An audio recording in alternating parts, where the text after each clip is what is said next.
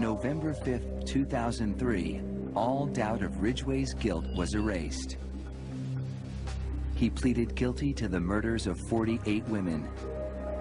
He'd made a deal to cooperate with the prosecution to provide more information on his victims and the whereabouts of their remains.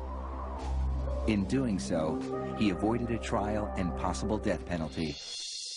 Mr. Ridgway, how do you plead to the charge of aggravated murder in the first degree as charged in count 1 for the death of Wendy Lee Caulfield? Guilty.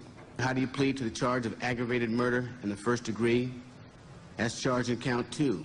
Guilty. Guilty. Guilty.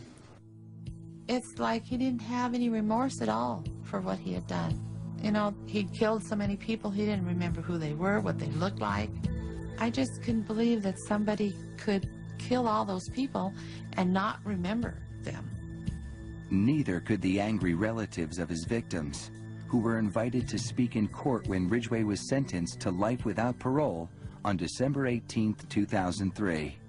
You had said your memory, when it comes to all of the women you took, was gone. Our memory is not.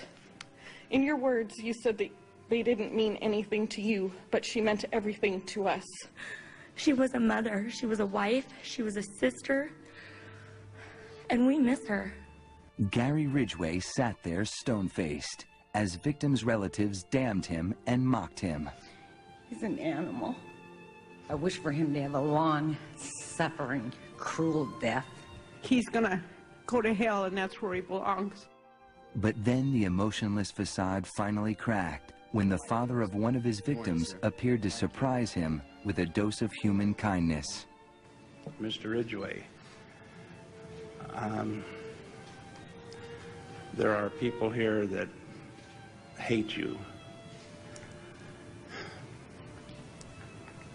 I'm not one of them. You've made it difficult to live up to